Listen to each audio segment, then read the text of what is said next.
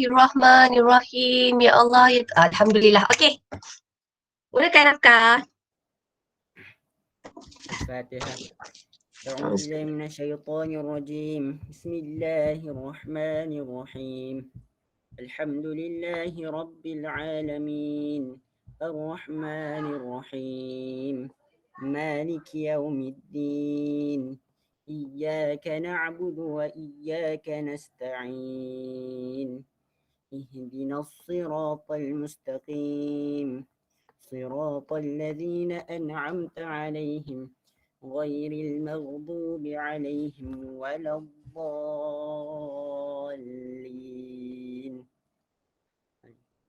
أعوذ بالله من الشيطان الرجيم. بسم الله الرحمن الرحيم. الحمد لله رب العالمين والصلاة والسلام على أشرف الأنبياء والمرسلين وعلى آله وصحبه أجمعين. اللهم افتح علينا حكمتك وانشر علينا من خزائن رحمتك يا أرحم الراحمين. رب اشرح لنا صدورنا ويسر لنا أمورنا واحلل عقدة من لساننا يفقهوا قولنا. الحمد لله رب العالمين. آمين.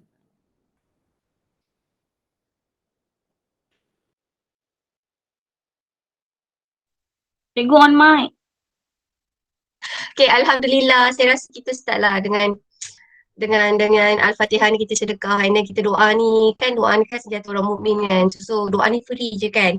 So actually kita mula dengan benda yang baik lah kan. So hopefully sedekahkan Al-Fatihah untuk saya sedekahkan Al-Fatihah tu untuk insan-insan yang tengah diduga hati dia. Semoga Allah tetapkan hati, semoga kita semua kuat lah kan. Alright, sebab kes 10,000, tak, meninggal sampai 10,000 tiap-tiap every week tau, ada orang hilang, mak ayah, ada orang hilang saudara mara, ada orang hilang adik-beradik, which is benda tu adalah satu benda yang nothing last forever kan, tapi satu benda yang saya belajar kan daripada yang apa yang jadi kan sekeliling kita kan, tak ada satu benda tu kita punya, tak ada satu benda tu mutlak kita punya, even though macam saya, anak saya bukan hak saya, kalau Allah kata nak ambil, dia ambil lah. So apa yang kita boleh buat, kita appreciate apa yang ada depan mata kita. Okay, so kita buat yang terbaik. So itu sahaja. So kita mulakan. So intro dia untuk tahun baru awal Muharram adalah kita menuju kejayaan. So kita start dengan kelas sains. Bagus tak intro saya? Right. Now, so siapa ada buku SPS? Okay, tak ada buku SPS, nanti saya bagi soft copy. So Cikgu Zainab kata soalan adalah soalan daripada bab 1 sampai bab 6. Bab 1 ni sebenarnya kita dah buat latihan. So saya cuba nak laju. Tapi bab 1 dengan bab 2 ni dia benda yang terlampau besar tau. So saya cuba laju tau. Bismillahirrahmanirrahim. Now, bila kita cerita pasal mikroorganisma, so kita flashback je balik. Apakah yang awak faham pasal mikroorganisma ni? Apa yang korang faham pasal mikroorganisma?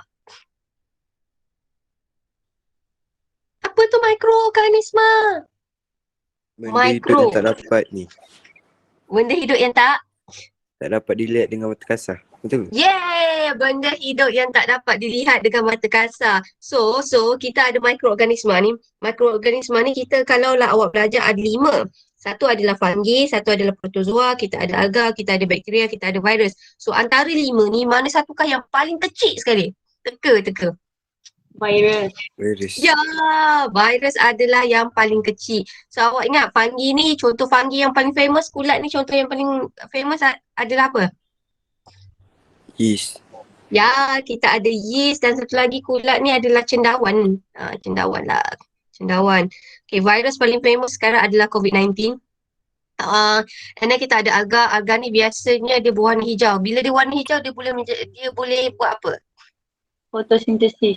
Ya, fotosintesis. Lepas tu kita ada bakteria dan akhir sekali protozoa. Okay, protozoa ni selalu awak rasa habitat dia kat mana?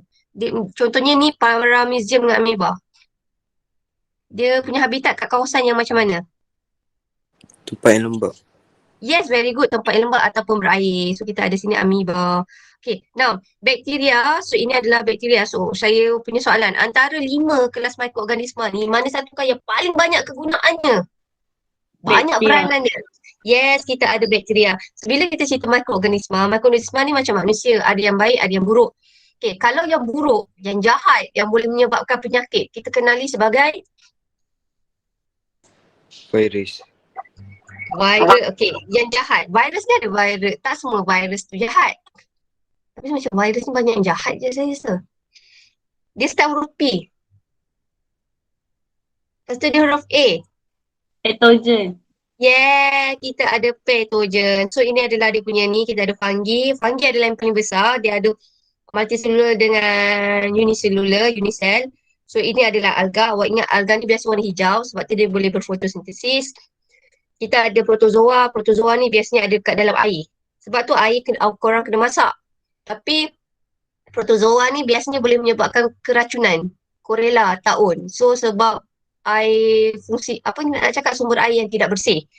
Okay, kemudian protozoa dah settle, kita ada bakteria. So bakteria ni ada banyak jenis, kita ada tengok bentuk.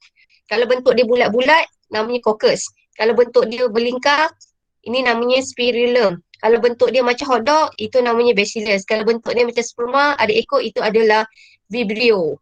Okay, now ni laju, ni adalah virus. So virus ni ada banyak jenis dan virus ni satu sifat dia yang paling hebat, dia bermutasi. Sebab tu sekarang kita ada delta variant whatsoever semua tu kan. Senang kata, virus macam COVID-19 dia boleh bermutasi dengan cepat. So virus ni adalah bahaya sikit dan virus ni satu dia ada sangat kecil yang boleh dilihat dengan mikroskop elektron je. Kita kat sekolah tak ada. So biasanya kat universiti je yang ada mikroskop ni. So ini adalah satu-satu ciri virus. Tak semua virus ni jahat. Okay. Ada virus yang baik tapi saya tak tahu apa dia. Tapi bagi saya mesti, walaupun orang kata virus ni boleh menyebabkan penyakit, untuk saya semua benda yang Tuhan ciptakan ni dia ada sebab-sebabnya yang tersendiri, which is we cannot understand. Macam COVID-19, dia ada sebab-sebabnya kenapa ia tercipta. Walaupun kita rasa macam dia jahat tapi ada sebab dia. Everything mesti ada hikmah kan. Right. So ini adalah kewujudan mikroorganisma. Saya nak kata macam ni, mikroorganisma ni tak boleh nampak. Sebab tu korang kena basuh tangan. Sebab dekat tangan awak ada banyak mikroorganisma. Okay now, mikroorganisma ni macam benda hidup. Awak bayangkan kalau awak mikroorganisma, awak hidup, awak mesti ada air. So kelembapan, ada cahaya kalau dia nak berfotosintesis ataupun dia tak nak. Kemudian suhu, nilai pH. Satu lagi apa? Kalau awak mikroorganisma, apakah lagi satu faktor yang paling penting nak bagi awak hidup? Selain Nutrien. air. Yes, very good. Kita ada nutrien. So, faktor-faktor yang menyebabkan mempengaruhi pertumbuhan mikroorganisma, kita ada suhu. Okay. Kita ada suhu, kita ada pH, kita ada nutrien, kita ada kelembapan dan kita ada cahaya. Tapi awak tengok, awak nak macam mana? Awak nak mikroorganisma tu tumbuh atau tak nak? Contohnya kalau awak nak makanan contohlah. Makanan basi adalah disebabkan oleh pertumbuhan mikroorganisma. Basi disebabkan pertumbuhan mikroorganisma. Tapi kalau kita nak makanan tu tahan lama, contohnya korang ada kuih tu favourite korang tapi korang tak habis. Korang nak bagi makanan tu tahan lama. So korang buat apa? Masuk dalam peti ais. Ya, kenapa kita masukkan dalam peti ais? Kenapa kita masuk dalam peti ais? Membantutkan pertumbuhan mikroorganisma. Very good. So senang kata suhu yang sejuk dia boleh membantutkan pertumbuhan mikroorganisma. Kalau makanan tu basi, dia adalah disebabkan oleh mikroorganisma. Okay, saya nak tambah satu. Saya rasa Nick pernah cakap kan? Nick, dulu pertanian, ingat tak tingkatan 4? Saya tak tahu ingat lagi ke tak. Korang pernah buat baju kompos kan? Nick ingat tak? Macam Nick ke cerita? Ingat tak ada buat baju? Ada tak? Teringat tak ada buat baju kompos? Ingat tak? Ada? Ada. Ingat tak? Awak kata baju kompos tu korang selalu buat, korang kena buka sekejap nak lepaskan gas. Ada tak? Ingat tak? Entah. Kalau Kita orang buat masa tu sampai sekarang pun tak tahu apa jadi dengan benda tu. Ya ke? Wish, takut saya. Kita orang buat je, lepas tu letak dalam makmal pertanian tu, dah tu je. Okay. Tapi kalau awak ingat teori dia tau, teori dia kalau kita buat yang baju kompos tu kan, yang pakai kulit-kulit semua tu kan, bukan macam beberapa hari tu korang kena buang gas ke? Buang gas. Tak tahu cikgu. Tak tahu, okay. Right, tak apa. So biasanya kalau orang buat baju kompos ni, biasanya dekat Jepun dia suka buat baju kompos tau. So baju kompos tu adalah disebabkan ada mikroorganisma tau. Dia akan uraikan semua kulit-kulit tu, kulit-kulit buah-buahan ke sayuran tu dia akan uraikan tau. Dia akan jadikan kompos. Tapi mikroorganisma ni benda hidup. Bila benda hidup, dia akan hasilkan bahan kumuh. So untuk mikroorganisma, bahan kumuhnya dia hasilkan gas. Nama gas tu maybe contoh, gas tu adalah metana. Sebab tu kalau orang buat baju kompos, dia tak boleh tutup je tau ni. Kalau saya tak silap tau ni, saya ni tak pandai sangat bahagian baju kompos. Awak kena beberapa hari awak kena buka, lepaskan dia sebab nak buang gas metana. Sebab kalau awak just tutup, awak tak buka je, nanti gas metana tu terlampau banyak, which is sebenarnya kita tak nak gas metana tu. Gitulah. Kalau saya tak silap tahu ni. Sebab saya rasa budak pertanian lagi pandai dari saya. So, senang kata mikroorganisma ni macam manusia, dia ada baik, ada yang buruk. So, yang baik ni ada banyak. Yang baiknya dalam proses pencernaan, maksudnya dalam awak punya perut. Perut kita ada mikroorganisma. Iaitu kita panggil dia sebagai floral manusia. Sebab tu kalaulah awak lepas cerit beret, awak digalakkan minum air vitagen ataupun minum air bliss. Sebab bila masa cerit beret, sebenarnya ada banyak mikroorganisma yang jahat and then kadang mikroorganisma yang baik tu mati. So cara awak nak culture, nak bagi mikroorganisma tu baik, awak minum air vitagen. Sebab air vitagen ni ada mikroorganisma dalam tu dan juga dia ada nutrien. Kemudian proses pereputan, senang kata fungsi mikroorganisma adalah mereput, yang macam saya cakap kan, ada kulit-kulit tumbuhan semua tu kan, dia mereput untuk menjadikan baja. Iaitu bidang perubatan, dalam bidang perubatan digunakan untuk menghasilkan antibiotik. Antibiotik ni nak bunuh bakteria tau. Lepas tu kita ada antikulat, dia untuk ubat nak kulat, kalau awak ada kurap, panau, kita pakai ubat antikulat. Kalau awak kena serangan bakteria, kita pakai antibiotik. Kalau kita untuk meningkatkan pertahanan badan kita, kita pakai vaksin. Okay, so ada juga bakteria yang dihasilkan daripada hormon, bakteria yang dapat menghasilkan hormon insulin. Okay, ni dah. Ulat ni dah menghasilkan roti, korang dah tahu. Bakteria ni dalam kita nitrogen pun kita dah tahu, so kita terus buat latihan. Ni tak payah. Okay, ni ekoenzim. Ni dah. Yang ini yang jahat kita kenali sebagai patogen. Yang bawa patogen kita kenali sebagai vektor. Apakah contoh vektor paling glamour yang awak tahu? Nyamuk. Yes, nyamuk. So ini adalah aseptik. Aseptik ni adalah kaedah untuk kita bunuh mikroorganisma. Contohnya, kalaulah steril, dia bunuh habis.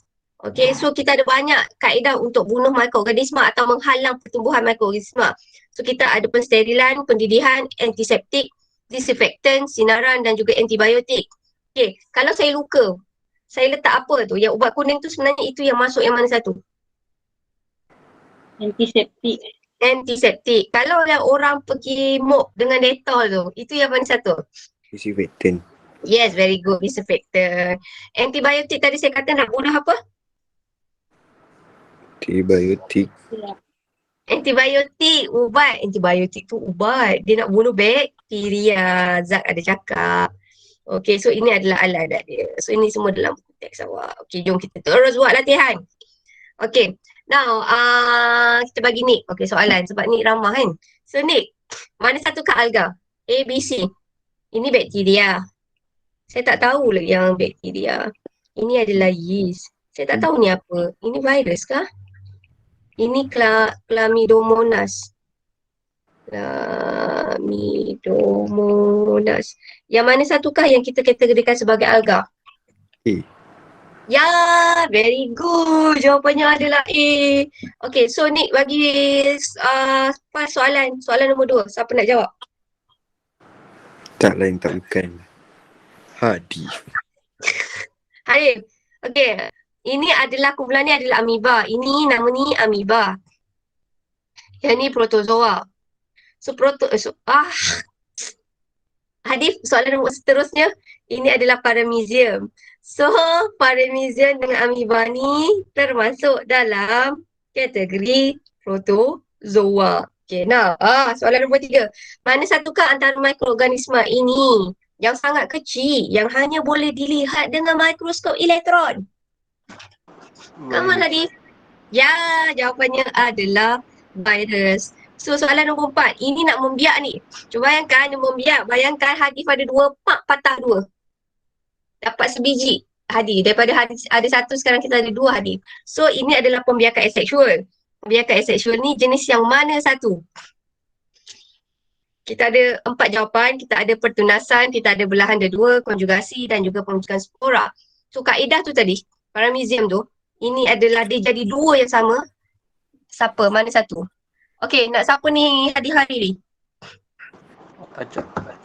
Acap, masak ke?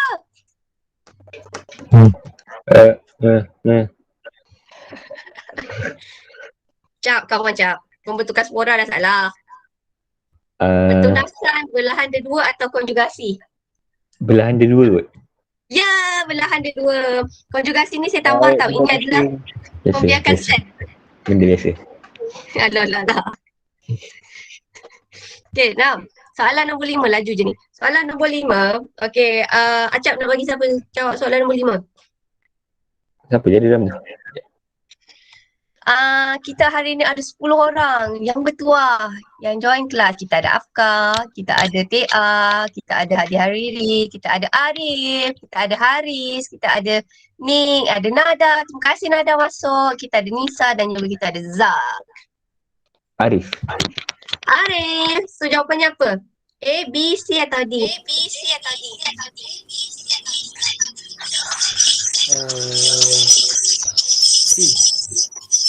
Yeay, jawapannya adalah A.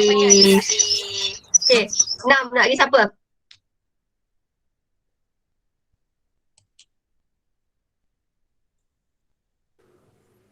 Ui, ni senang ni jawab ni. TA. TA ni yes. Yes masuk kumpulan yang mana satu? Mikroorganisma jenis apa?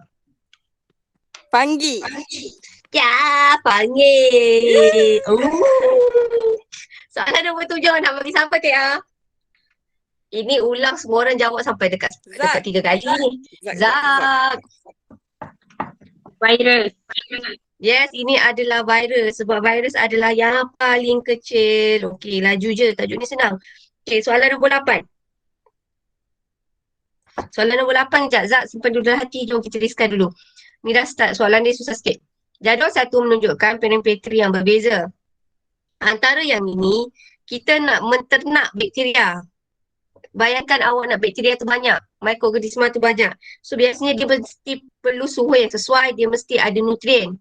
Dia benda hidup, dia mesti ada nutrien. So jawapan yang tiada nutrien ni, ini dah salah. Dia mesti pakai suhu yang sesuai.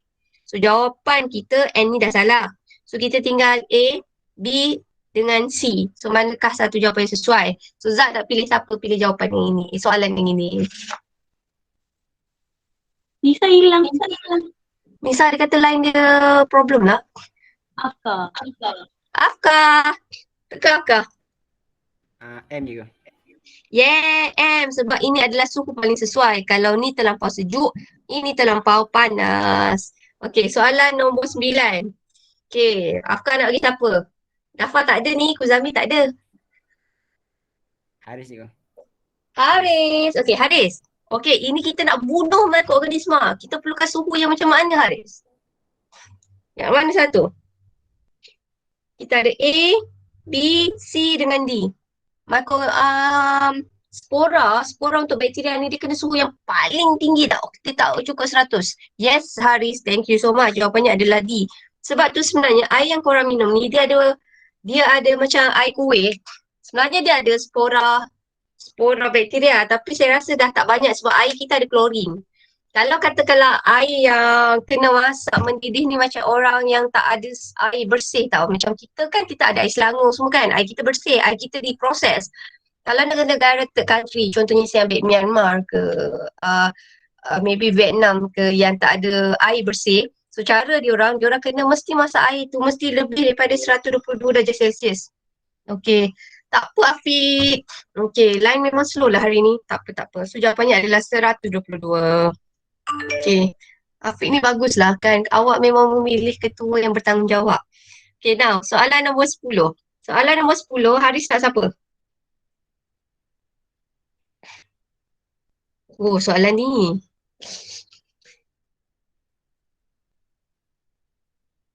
Soalan nombor 10. Suhu yang rendah boleh bunuh bakteria tak? Dia bagi tindakan ada certain enzim tu slow saja. So Haris nak siapa? Soalan ni Haris nak siapa? Soalan nombor 10 ni Haris nak siapa?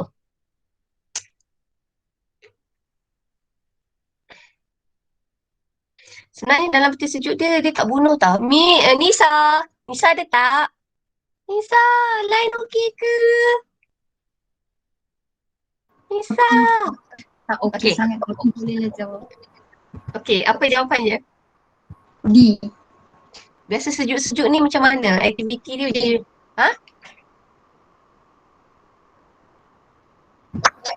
Ni salah. Yes, very good. Jawapannya adalah D. Okey, Nisa nak siapa pilih soalan nombor 11 ni?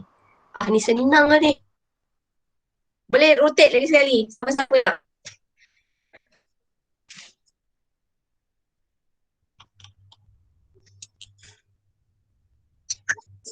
Zak. Okey, Zak. Zak. Ini Spirogyra, yang ni Chlamydomonas.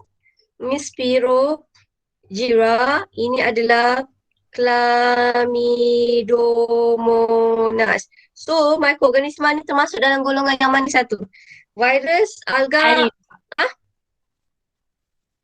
Alga. Ya, alga. Dia boleh berfotosintesis. Sebab ni biasanya colour hijau. Okey, laju je. Okey. Now, soalan 12. Soalan 12.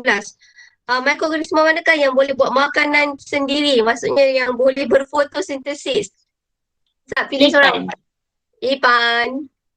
Mana satukah yang ada, saya bagi hint, dia warna hijau dan dia Alga. boleh menjalankan foto. Yes, very good. Jawapannya adalah alga.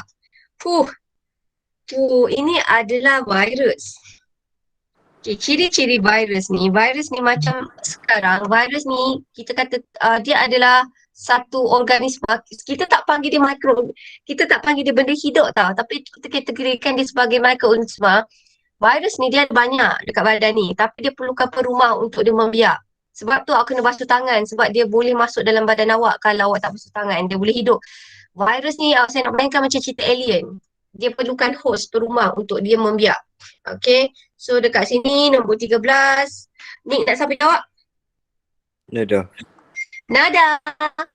Hai Nada. Nada nombor 13 apa jawapannya? Nada. Ya, cikgu. Okay, so Nada tadi saya dah bagi hint. Ini adalah virus. Virus ni dia ada satu ciri. Dia perlukan, dia membiak, dia perlukan perumah. So apakah jawapan dia? A, B, C atau D?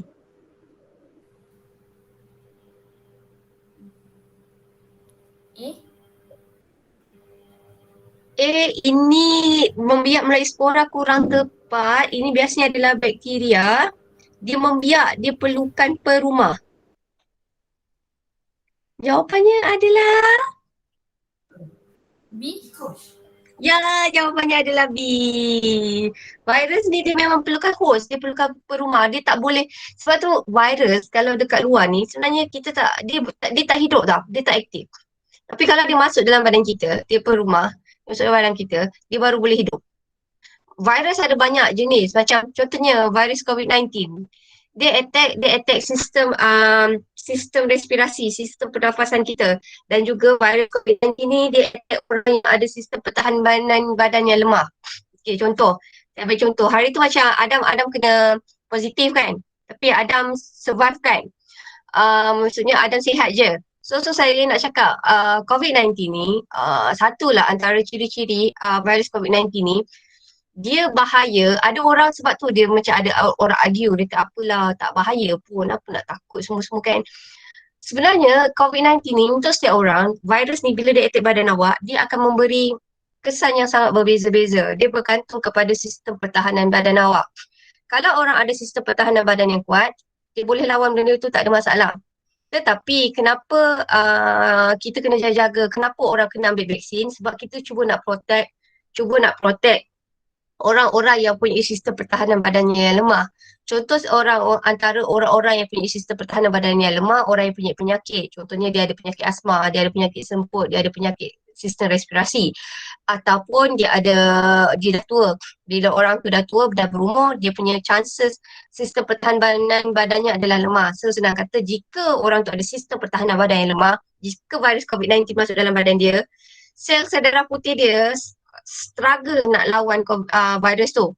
Tapi kalau ada orang yang sistem pertahanan badan kuat, dia boleh survive. Maksudnya sel-sel darah putih dia bekerja dan dia boleh menang. So senang kata, kalau lah orang tu dia pass away, dia meninggal disebabkan COVID-19 adalah disebabkan virus tu terlampau agresif. Sistem pertahanan badan tu tak boleh nak attack, tak boleh nak lawan. Tetapi macam saya kata, Actually, masa zaman awal COVID-19, sebenarnya yang ramai yang meninggal adalah orang-orang golongan yang tua-tua. Yang masa sebelum ada vaksin. Kenapa? Sebab adalah disebabkan biasanya umur 50 lebih semua macam tu. Disebabkan sistem pertahanan badannya adalah lemah. So sekarang korang kena jaga. Virus yang sekarang dia dah bermutasi, dia dah mutate. Ingat tak yang ada satu namanya virus variant Delta. Dia adalah awak duduk satu tempat yang sama, awak tak pakai mask, dalam masa 5 saat dia dah boleh masuk dalam badan awak. Awak hidup dalam satu tempat yang sama. So sebab tu kalau lah katakanlah PM kan, Perdana Menteri ada cakap kalau korang nak pergi makan, ini hanya tertakluk kepada Perlis atau atau negeri-negeri yang dalam fasa 2. Kita fasa 1 kan. Dia orang kata kan kalau nak pergi makan, korang kena makan dekat kawasan terbuka. Korang tak boleh makan dalam kedai yang tertutup. Sebab kalau kedai yang tertutup, macam saya kata tadi ada virus yang varian Delta tu, dalam masa 5 saat korang boleh hidup udara yang sama, dia boleh masuk dalam badan awak. Alright? So itu yang bahaya. Dan satu lagi, katakanlah kalau saya dah suntik dengan vaksin, saya boleh jadi pembawa. In a sense of apa? Dalam baju saya, tangan saya, kalau katakanlah saya balik and then saya tak basuh tangan, saya tak cuci tangan saya, and then saya peluk anak saya atau saya suap anak saya makan, anak saya boleh kena COVID-19. So itu yang bahayanya mengenai virus ni. Virus ni dia boleh mutasi. Sangat dahsyat. Okay, so hopefully saya rasa, sebab tu saya kata yang paling penting adalah keselamatan awak, kesihatan awak. Sebab virus ni sekarang kita tak boleh nak cakap katakanlah awak umur 17 tahun korang boleh survive. Saya takut awak struggle juga benda tu. Okay, sebab tu kadang-kadang kan ada orang cakap, saya asyik lupa je. Kat rumah ada oximeter. Saya kat rumah saya ada oximeter yang boleh check kandungan oksigen berapa. Kandungan oksigen dalam badan awak mesti 100%. Dia tak boleh sikit. Kalau sikit tu dia menyebabkan sel-sel dalam badan awak kurang oksigen. Bila sel-sel badan awak kurang oksigen, dia akan menyebabkan sel itu mati. Itu bahayanya kalaulah COVID-19. Dia merosakkan sistem respirasi, dia menyebabkan badan kita kurang oksigen. Apakah kesan badan kurang oksigen? Dia akan menyebabkan jika badan kita kurang oksigen, sel-sel badan yang kurang oksigen tu dia akan mati. Bila sel-sel badan yang kurang oksigen tu dia mati dari segi nak cakap macam mana, dia rosak. Senang kata kalaulah oksigen tak sampai kat mana-mana organ dalam badan awak, dia boleh gagal berfungsi. Kalau kidney awak tak cukup oksigen, dia akan jadi rosak, gagal berfungsi. So itu bahayanya virus. Alright. So, cerita ni lagi sekali. Okay, now. Ini jahat ni, COVID-19 lah katakan masuk badan awak. Dia masuk dalam badan awak, dia masuk dalam sel awak, dia membiak. Lepas tu dia pergi attack lagi, dia membiak. Okay, saya ambil satu contoh. Katakanlah ada satu virus ni. Badan ni masuk peparu. Dia masuk peparu, dia ambil semua nutrien-nutrien dalam bahagian peparu, dia akan membiak. Yang ini membiak, satu ni dia boleh pergi ke jantung, satu ni dia boleh pergi ke otak, satu ni dia boleh ke kidney. Lepas tu dia membiak kat situ, tu dia akan merosakkan. Dia akan menyebabkan organ-organ tu lama-lama dia akan tidak berfungsi. So ini sebenarnya kita nak cakap apa ni? Mana satukah jawapan dia? A, B, C atau D?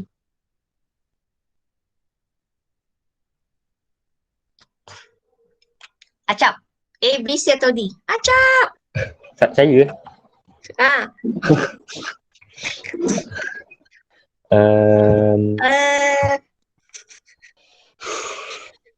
Susah. Selalu penat saya membimbing. Jawapannya adalah C. Makanisme menjangkiti perumah. Very good. Okay. Right. So, Acap, Sama. pilih. Sama. Soal sama tadi. Tak, atas soal atas ni pun virus. 13 tu virus. 14 pun cerita pasal virus. Glamour betul virus ni kan? Cap, nombor 5. Nombor 5 pilih siapa? Oh. Ni kenapa cili jeruk ni boleh tahan lama, tiba-tiba saya teringin nak makan char kway teow. Okay, saya pilih Hadif lah sebab dia pilih saya tadi. Okay, Hadif. Hadif, ni apa Hadif? Ni nak buat jeruk. Nilai PH. Ya, very good. Ini adalah dalam Hadif ke Arif? Arif jawab. Tak apa. Tak apa, okay. Alright. Lambat sangat. Yeay. Aku dah nak jawab lah tadi, Rip. Oh, sorry. Bagi jawab Rik depan ni. Wow. Okay, ni kita tengok dulu soalan ni. Ni soalan, kalau saya kata ini adalah soalan aras tinggi sikit sebab dia kena awak pandai observe. Okay, jom kita tengok dulu ya. empat piring petri, kita ada X. Kita ada W, kita ada X, dan ada Y and Z. Disimpan dalam tempat gelap. Ni semua dalam tempat gelap. Gelap dalam beberapa hari. Okey, tapi ditunjukkan tempat yang gelap. Tapi satu ni suhu dia sejuk. Yang ini suhu sejuk. Suhu dia adalah rendah. Yang ini suhu dia 20, disimpan dalam kertas hitam. Yang ini adalah suhu dia tinggi betul.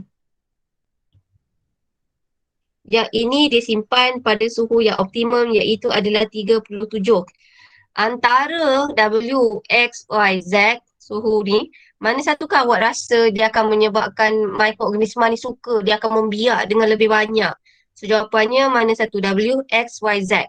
Okay, Hadif nak mana satu? Z. Ya, very good. Of course lah Z sebab dia adalah suhu yang sesuai. Okay, now antara yang berikut yang manakah benar menggunakan penggunaan kebaikan penggunaan mikroorganisma? So A pertama, ada bakteria ni dia boleh hidup dalam perut herbivore, contohnya macam lembu. Okay. Kemudian P, virus boleh mengikat nitrogen. Ya ke virus ni? Okey. Sini protozoa protozoa buat roti. Betul ke protozoa buat roti? Yeast ni boleh digunakan untuk menguraikan tumpahan minyak. Okey. Nah, Hadif nak siapa? Arif. Arif. Arif, apa jawapannya? A, B, C atau D? Arif. D. Ha? Ya. Weh, yang benar. Yang benar. Jap. Nak pakai talian hayat ke? Boleh ke? Okey, talian hayat. Okey, siapa? Awak nak sub punya soalan ni kat siapa? Ni. Okey, ni. A. Yeay, jawapannya adalah A. Kalau yang ini, mengikat nitrogen ni bukan virus. Sebenarnya jawapannya adalah bakteria. Kalau nak buat roti, korang tak pakai protozoa, paramecium. Korang pakai apa? Fungi, very good. Kalau tumpahan minyak ni sebenarnya kita tak pakai yeast, kita pakai bakteria. Bawah ni 18. Ini nak buat roti, baru cakap soalan yang atas tu. Okey, 18. Nick, dah siapa soalan ni? Biar saya je jawab. Oh, yes. Ya Allah, gentlemannya. Okey, apa jawapannya? Yes. Ya, jawapannya adalah yeast. Ini sebenarnya senang je kalau buat roti ni sebenarnya pakai yeast. Okey, 19. Antara yang berikut yang manakah digunakan untuk buat keju? Buat cheese. Ni nak bagi orang ke nak apa ni? Suka awak. Ini adalah mikroorganisma yang paling banyak fungsinya pada kita. Bakteria. Ya, jawapannya adalah bakteria. Okey, yang ni bagi orang. Okey, now, mikroorganisma manakah yang boleh menukarkan gas nitrogen kepada nitrat? Jawab dulu. Ni apa jawapannya? Jap. Yang paling banyak fungsi dia. Yes, very good. Zak jawab. Yes, jawapannya adalah bakteria. Jawab. Zak jawab, Zak. Okey lah ni, Zak. Okey, 20 ni. Mikroorganisma yang digunakan dalam aspek berikut kecuali. Okey, mikroorganisma ni dia boleh gunakan untuk menghasilkan antibiotik, menghasilkan rawatan sistem, buat ikut enzim dan juga dalam penghasilan plastik. Mana satukah yang betul? Kecuali. Dia nak yang tak betul kan? So 21 jawapan dia mana satu? A, B, C atau D? D. Ya, jawapannya adalah D. Mana ada orang buat plastik? Okey, right.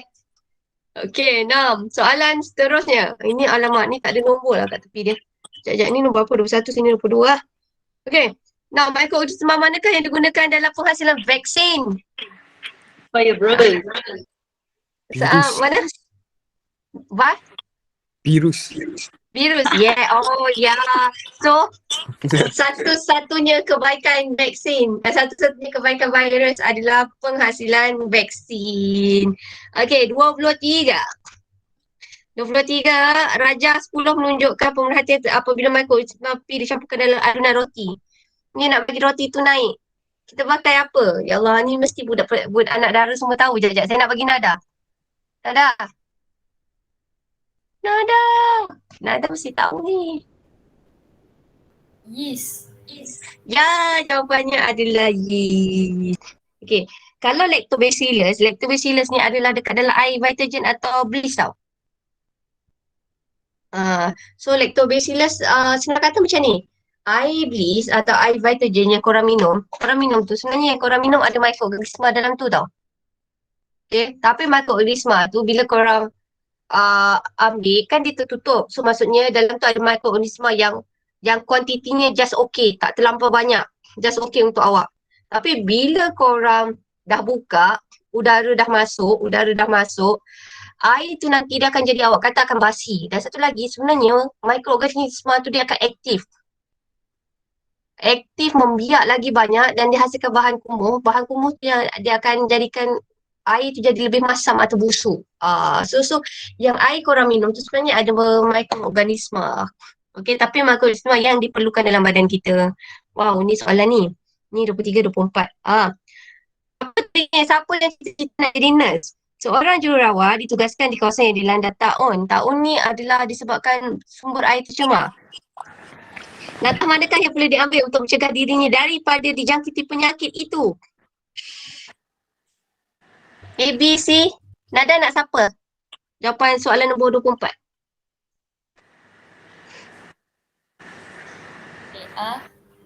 TA, bayangkan awak nurse TA. Awak nak merawat orang sakit taun. So awak nak cuba elak diri awak daripada kena penyakit taun tu. Apa awak buat TA? Kalau macam COVID-19 sekarang kan nurse-nurse semua pakai PPE suit kan. Ni sekarang awak tengah merawat orang yang ada taun. So macam mana nak elakkan daripada diri awak kena penyakit taun tu TA?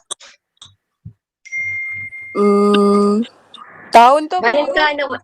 Taun adalah keracun air. Air tercemar. Yang buatkan cerit-berit. Air.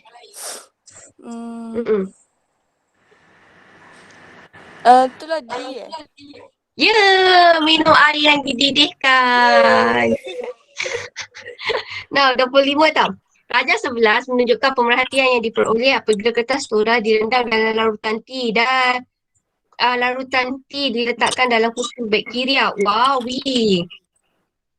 Ini adalah kawasan yang jenis dia lebih banyak. Wow. Yang ni kawasan jenihnya adalah sikit. Okey, so yang jenis lebih banyak sebenarnya kita nak merujuk kepada apa? Ini bakteria. Maksudnya kalau kawasan jenis banyak, bakteria sikit. Ni bakterianya habis mati, bakteria banyak mati. Yang ini maksudnya bakteria dia mati sikit je. So sebenarnya ini eksperimen ni nak menguji kehadiran apa? Antibody, antiserum, antibiotik atau insulin? Antibody. Antibody badan kita boleh dihasilkan. Antibiotik.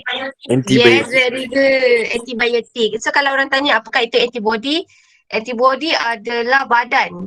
Kalau badan kita, maksudnya antibody sel darah putih hasilkan antibody. Kalaulah yang korang makan ubat, korang makan namanya antibiotik. Antibody cuma ada dalam badan. Macam tu je lah. Nah, soalan 26. Oh inilah antibiotik. Okay, ni kesan antibiotik. So dia kata kawasan jernih ni sebenarnya merujuk kepada apa? Ni selalu keluar soalan SPM tau ni. Okay, so ni siapa nak jawab? Antara manakah menerangkan tentang kawasan jernih ni?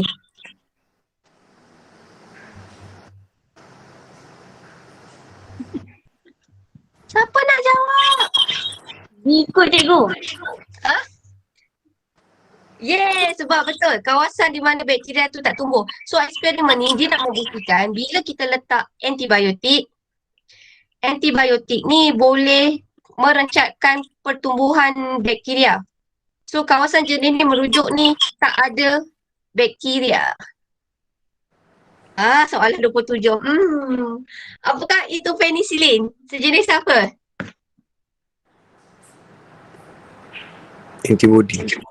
Antibody pula. Betul kan? Antibiotik. Antibiotik. Okey. Kayap ni adalah disebabkan oleh virus tau. Kau tahu tak kayap tu yang orang kata boleh kayap ular? Pernah dengar tak yang orang kata bahaya tu? Kayap. Dia macam blister tau.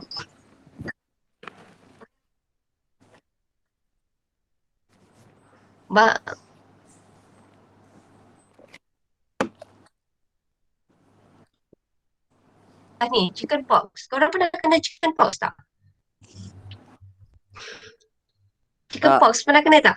Pernah. Tak. Okey. Tak. Chicken pox adalah disebabkan oleh virus. Awak tak kena lagi? Tak. Uish. Okay, saya doakan semoga awak tak kena masa nak kahwin lah kan. Nanti dia tumbuh merah-merah tau.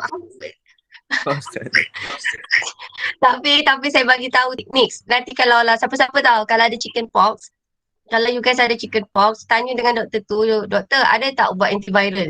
Ubat antiviral tu kan kalau orang kena chicken pox, sebab anak saya kena chicken pox. So anak saya bagi dia antiviral. So tapi aduh nanti kan korang akan ni tahu nanti ada makcik-makcik tu dia akan cakap dengan awak tau. Tapi saya percaya lagi kat doktor tau. Hari tu masalahnya yang tegur saya pun cikgu sains tau. So saya pun speechless. Anak saya ada chicken pox. Lepas tu doktor tu suggest makan antiviral satu ubat. Lepas tu saya kata, doktor ubat ni bukan tak bagus ke katakanlah antiviral. Orang kata, saya kata ada makcik-makcik tu cakap kalau lah orang kena chicken pox, dia kena tumbuh banyak. Dia kata kalau tumbuh banyak keluar banyak tu maksudnya virus tu dah habis keluar.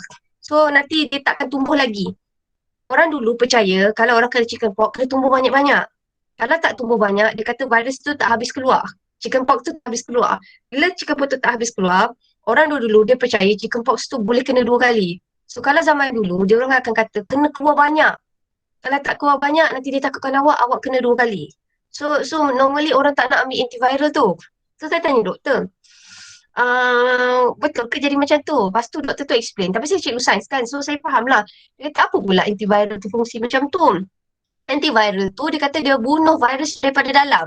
Maksudnya dah ada virus chicken pox dalam badan tu, dia mengelakkan virus tu lagi membiak lagi banyak. Maksudnya dia bunuh daripada dalam.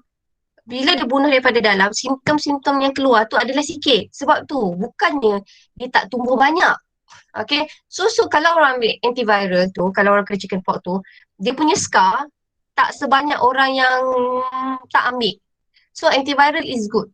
So maksudnya dia tak bagi awak banyak. Tapi masalahnya masyarakat kita percaya kalau kita ambil antiviral, maksudnya dia orang percaya kalau chicken pox tu kena ada banyak baru baik. Dia kata kalau tak keluar banyak, dia kata virus tu tak habis keluar. Nanti boleh kena 2 kali.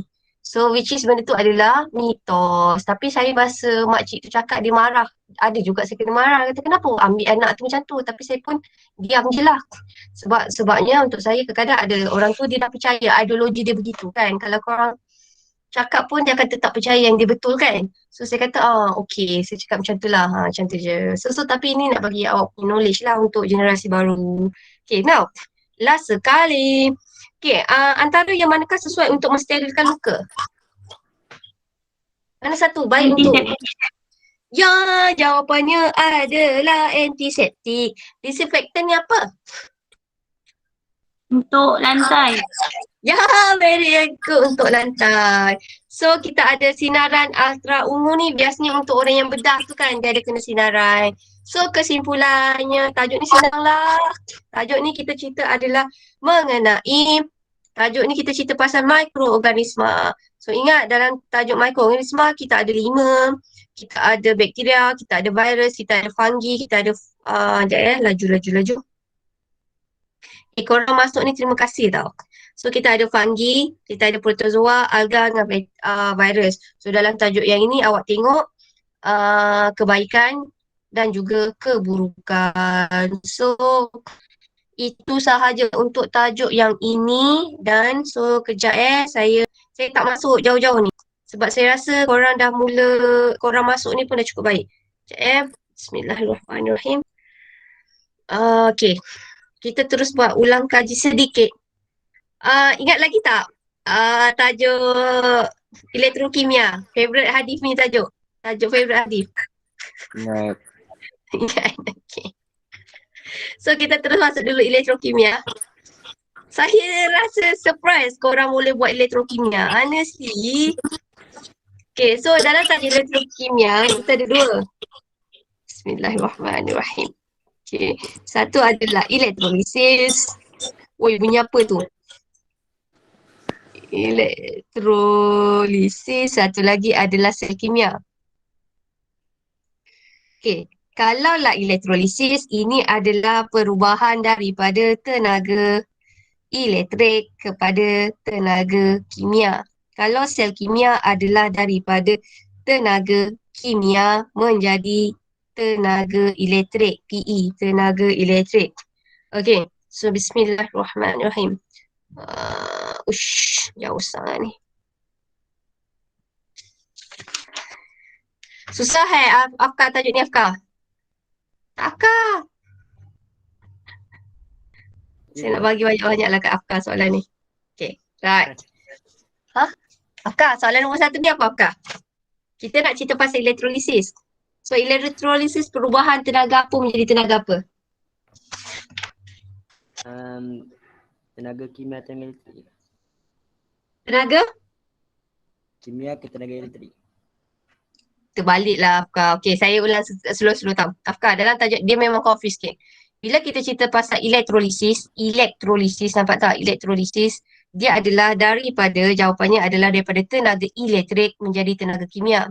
Bila kita cakap dia sebagai tenaga kimia, nampak tak? Sel kimia, dia akan ubah daripada tenaga kimia kepada tenaga elektrik. So, elektrolisis adalah starting dia adalah tenaga elektrik menjadi tenaga kimia. So, saya ulang slow-slow. Dalam tajuk elektrokimia ada dua. Satu adalah elektrolisis, satu lagi adalah sel kimia. Kalau elektrolisis, tengok perkataan elektro. So, asalnya dia ada tenaga kimia akan berubah menjadi asalnya tenaga elektrik, dia akan berubah menjadi tenaga kimia. Elektro, daripada tenaga elektrik berubah menjadi tenaga kimia. Kalau kita kata sel kimia, asalnya dia ada tenaga kimia, dia akan berubah menjadi tenaga elektrik. So, nombor 1 jawapannya adalah B. Sebab, nampak saya ulang slow-slow tau. Elektrolisis. Awak nampak E, elektro, so maksudnya asalnya daripada tenaga elektrik, dia akan berubah menjadi tenaga kimia. Jom, kita tengok. Ini adalah satu simple sel elektrolisis. So, yang pendek ni kita kenali dia sebagai anode. Mardiana. Cathode. Katik kan? Yang tinggi ni adalah anode. Yang ini kita panggil dia sebagai elektrod. Kalau cecair kita panggil sebagai elektrolisis. Elektrolit. Sorry. So, nombor 2. Apakah jawapan dia? Apakah jawapan yang sesuai nombor 2? Mana satu kak anode? B. B ke D? D. Donkey ke Brazil? Denmark ke Brazil?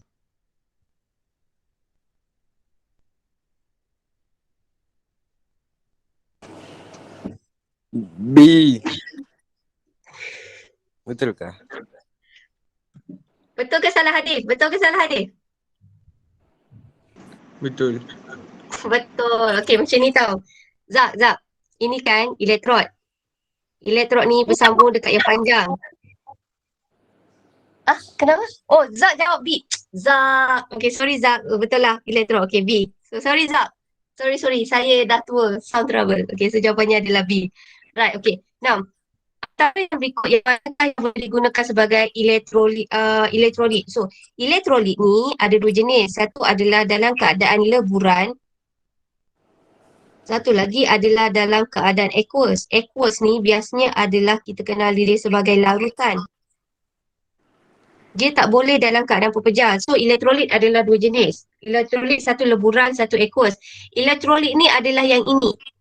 Dia membenarkan cas-cas itu bergerak. So, fungsi elektrolit adalah medium yang membenarkan cas-cas itu bergerak. So antara larutan gula serbuk plumbum 2 bromida, naftalina dengan larutan kupron 2 sulfat, mana satukah yang kita kategorikan sebagai elektrolit? B. D. Kenapa B? Sebab dia ada dadak. Saya asyik confuse. Okay, lagi saya tahu Zak. B, Brazil ke Denmark? Denmark. Brazil. Tak tahu, saya tak tahu. Hadi, Brazil ke Denmark?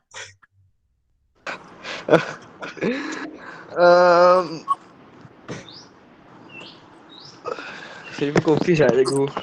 Okay, saya ulang tau. Elektrolisis ada dua. Elektrolisis adalah medium yang membenarkan cas-cas mengalir. So, elektrolit ni boleh wujud dalam keadaan dua. Satu adalah leburan, satu adalah aqueous. Aqueous adalah larutan. Aqueous juga dikenali sebagai larutan. So, bila dia dalam keadaan kedua, dua-dua ni sama ada leburan atau aqueous, dia membenarkan cas-cas mengalir. Now, so dekat sini kita ada serbuk. Brazil ada serbuk. Denmark ada larutan.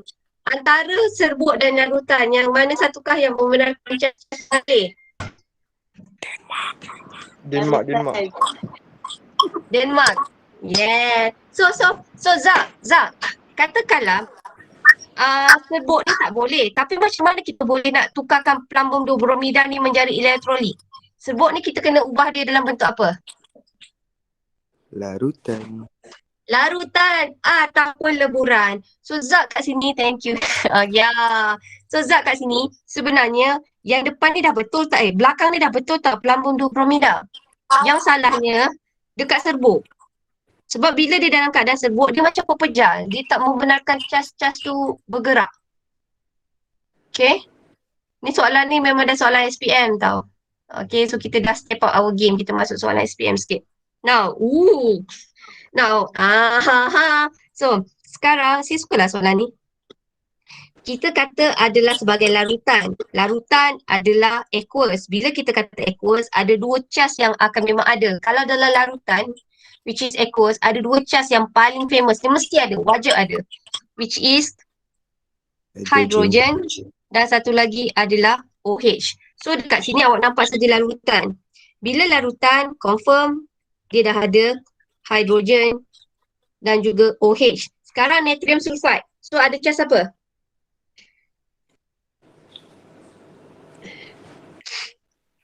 Cas negatif. Apa? Cas natrium dan juga sulfat. So saya ulang lagi sekali. Bila kita cakap elektrolit dalam bentuk larutan, walaupun nama larutan itu adalah natrium sulfat, larutan tu nama natrium sulfat, bukan maksudnya dia ada natrium dan juga sulfat. Disebabkan dia larutan, Afkar ni kalau tak faham ni nanti Afkar tanya tau. Okay, disebabkan dia dalam keadaan larutan, dia mesti ada ion hidrogen dan juga ion OH. Okay, right. So kalau saya letak dia plus-plus, ini kita panggil dia adalah cas positif. Kalau saya letak negatif-negatif, ini adalah cas negatif. Cas negatif ni ada nama glamour. Nama glamournya apa? Anion atau cation? Cat. Anion. Jangan risau. Anion tertarik pada anode. Ni dia dah, Allah cikgu. Ni kalau Syazah masuk ni dah pingsan dah ni. Kalau yang ini namanya adalah cation. Cation ni banyak dia akan tertarik kat mana? Dia akan tertarik ke cathode. Tapi cathode ni sebenarnya dia adalah terminal negatif. Kalau anode ni adalah nama terminal positif. Tapi kalau anion, casnya adalah negatif. Yang ni relax je. Tak apa. Okay, ini casnya adalah negatif. Macam saya cakap, lelaki akan tertarik pada perempuan, perempuan akan tertarik pada lelaki. Nature's law. Hukum alam. Okay, right. So dekat sini, Apakah cation? Soalan dia tanya cation. Lagi sekali, tadi saya kata cation tu charge positif ke charge negatif? Positif. Alhamdulillah, positif. So, kalau dia kata positif, okey, ini dah salah. Ini dah salah. So, jawapannya mana satu? C ke D? D. Ya, jawapannya adalah D. So, ini adalah cation. Acap! Acap tak suka tajuk ni. Saya takut dia pingsan dah. Itu saya. Awak okey lagi? Entah, saya pun tak tahu. Okey, cik. Pak susah. Okay, now kita cerita. Okay, ni hadis punya favourite ni. Okay, now. Okay, ini adalah siri elektrokimia. Okay, siri elektrokimia ini semua adalah charge positif tau. Charge positif. Nama glamournya kita kenali sebagai cation. Cation ni saya susun ikut siri elektrokimia tau. Kalau nak kahwin mesti ada zakat fitrah supaya perkahwinan hang. Okay, saya sampai hang. Hang kekal.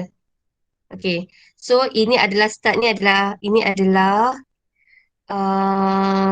kalium. Ini adalah natrium. Ini adalah kalsium. Ini adalah magnesium. Ini adalah aluminium. Ini adalah zinc. Ini adalah ferrum. Ini adalah strontium. Ini adalah plumbum. Tengok sampai sini saya ni. Ini adalah hidrogen. Ini adalah cuprum. Banyak gila. Lepas tu kita ada bawah sekali. Ada lagi satu. Argentum. Bawah sekali aurum. Argentum. Okey. Dia kata dekat sini, makin dia letak ni paling bawah tau, Cap. Tengok ni soalan ni special untuk pengurusi tau. Makin dia letak paling bawah, dia makin mudah ternyah cas. Apa? Ni makin mudah ternyah cas. So dekat soalan kita ada argentum. Kita ada hidrogen. Kita ada cuprum. Kita ada kalium. So antara yang ni mudahnya cas. Mudahnya cas tu maksudnya dia mudah mendermakan cas dia. So letak paling bawah mudahnya cas. Ya, cas. So, soalan. Antara yang ni, yang mana satukah yang mudahnya cas? Kalium ke, cuprum ke, ion hidrogen ke, ion argentum? Antara keempat ni mana satu duduk paling bawah sekali, Cap? Cuprum. Are you sure? Tak nampak lah dia tu. Ni, Tu, argentum. So jawapannya Jawapannya, argentum. jawapannya itu. So, soalan ni dah SPM lah. Maksudnya kita jarang tanya pasal argentum. Hebatlah soalan ni. Okay. Now, kita teruskan. Ni soalan Zak. Zak, nanti ajar Syazah tau. Saya risau dengan Syazah ni ya. Okay. Ni. Right. So, sebab saya rasa tajuk ni dia macam ni sikit kot. Tak nampak kan? Chemistry is something kita tak nampak. Okay. Macam ni.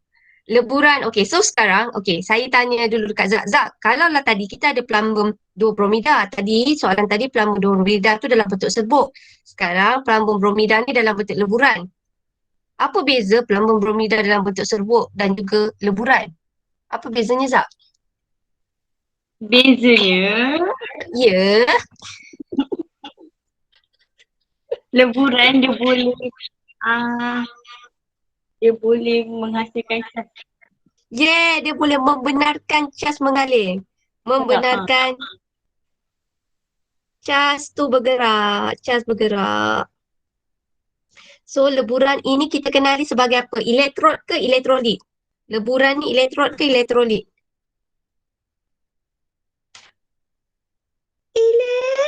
Elektrolit. Yeah, elektrolit. So, bila dia elektrolit, dia boleh membenarkan cas-cas. So, maksudnya di sini ada daripada tenaga elektrik boleh ditukar menjadi tenaga kimia. Betul ke? Yes. Tenaga kimia. So macam mana kita nak tahu cas itu mengalir? Apakah bukti yang kita boleh nampak cas ni boleh mengalir dan proses elektrolisis ni berlaku. Macam mana kita tahu proses elektrolisis ni berlaku? Apakah dia punya kesan? Apakah dia punya petunjuk, indikator dia? Mentolnya menyala. Yes, very good. Mentol menyala. So kat sini jawapannya adalah awak akan nampak di sini mentol ni akan menyala. So kita tahu elektrolisis itu dapat diperhatikan. Senang kata macam ni. Okay, soalan ni soalan kebat tau. Yang ini macam ni. Bila orang kata perhati, kau perhatikan dia, kau perhati. Bila kalau kata perhati, diperhatikan, benda yang kita boleh tengok dengan mata kasar.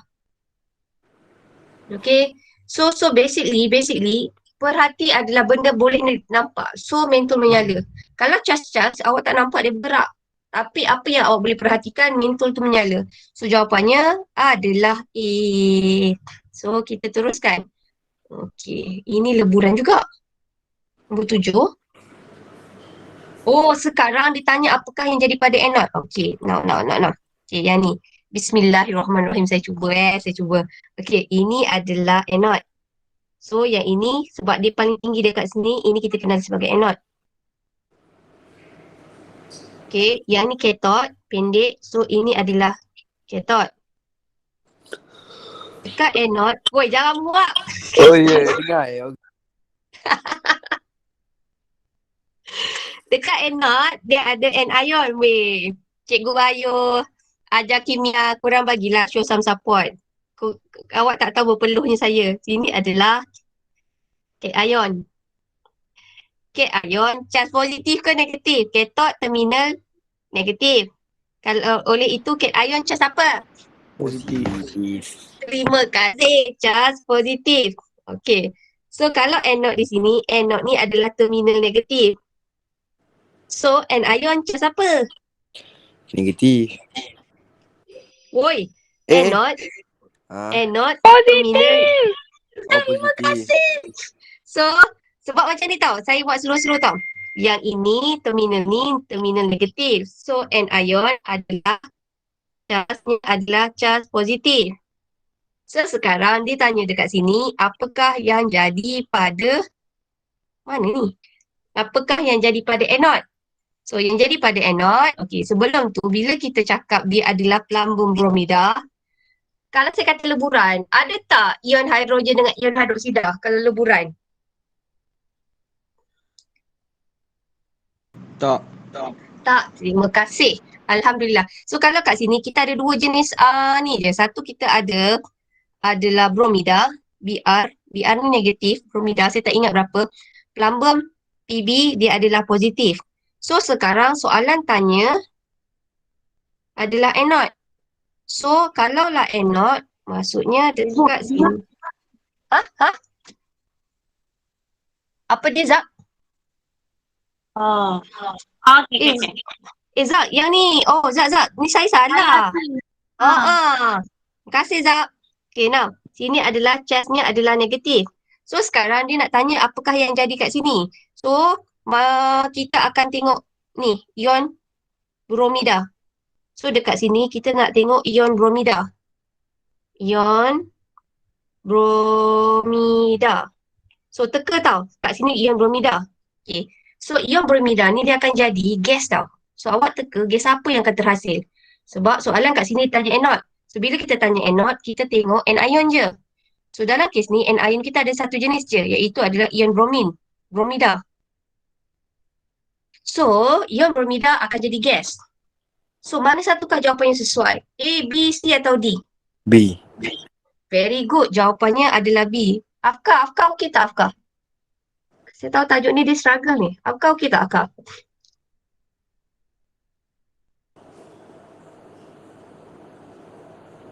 Afkar.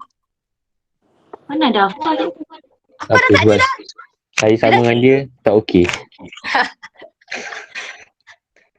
Tak, mak dia, Oh. mak Afkar ada PM. Dia kata tajuk sains dah susah. Saya, bila susah tu saya rasa, oh mungkin tajuk elektrokimia ni dia tak boleh belah.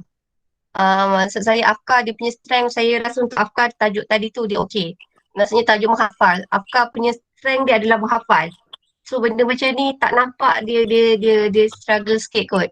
Awak tak boleh sebab apa Cap? Sebab tak masuk, sibuk. Jadi Ya. e-sport je masuk e-sport. Tak sama. Sama lah. Apa? Apa tak Sama sama? Afkar. Oh ya, ya. Mak tu ada WhatsApp cikgu Acap.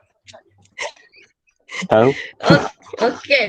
Now, right. Soalan Mak Afkar. Nanti kalau tak boleh nanti Afkar awak buat. Afkar, kalau awak tak boleh, awak buat latihan and then awak tanya saya apa yang tak faham. Lain Afkar tak bagus ni kot. Okay. So sekarang elektrolisis, fungsi elektrolisis ni. Okay. Fungsi paling utama adalah penyaduran. Sekarang katakanlah bayangkanlah Acap. Tiba-tiba dia nak glamour-glamour kan. Kat rumah dia ada sudu besi je.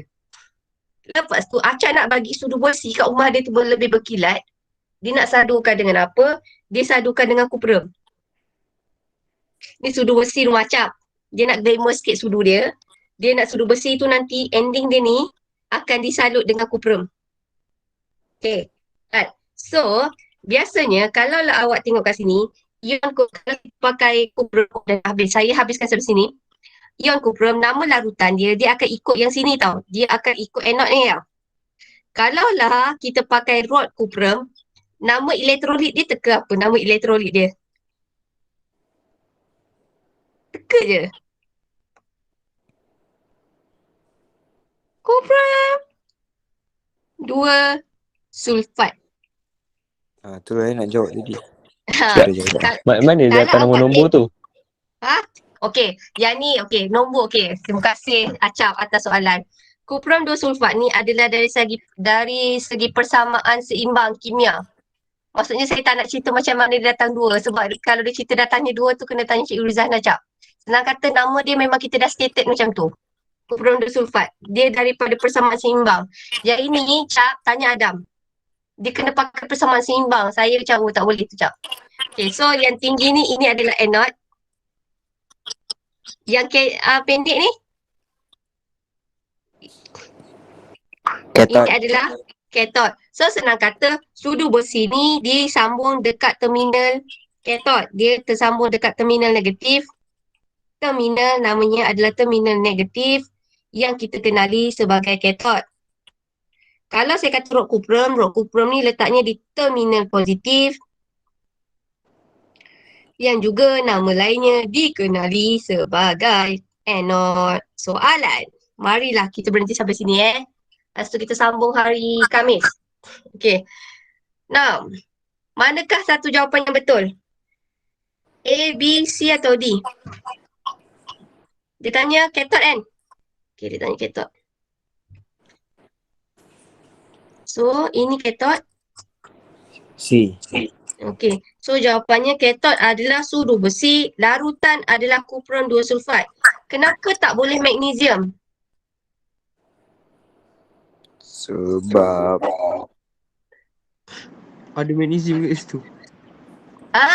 Paling senang ada magnesium. Okay. Senang kata, awak tengok dia punya, kita nak sadukan dengan kupram. So, kita pakai larutan tu sama dengan nama apa nak cakap benda yang kita nak, benda yang penyadu tu. So, kalau sini kupram, kita pakai kupram. Tapi saya lebih senang pakai hadisnya ini. Hadis punya teori. Awak tengok apa yang ada. Kalau magnesium tak ada kat situ, jangan mention magnesium. So, itu sahaja. Alright, so terima kasih atas kerjasama. So, kita sambung hari Khamis. Kita akan buat ulang kaji balik, habiskan tajuk yang ini dan juga saya masuk bab mana, korang nak masuk bab mana? Saya rasa kita tak boleh cover 6 bab lah. Ada satu bab kena let go jugalah. Nanti kita fikir dulu bab mana. Saya nak Zak lah. Zak ni dia rajin pula, rajin explore. Zak, nanti awak PM kat saya. Tajuk mana yang kita nak cover? Maksudnya kita dah cover satu bab. Kita cover bab elektrokimia. Ada lagi 3 bab priority. Nanti Zak awak PM saya lah. Alright, so itu sahaja. Terima kasih atas kerjasama yang baik. Alright, so do you have any question? Ada masalah tak? Tak ada. Tak ada.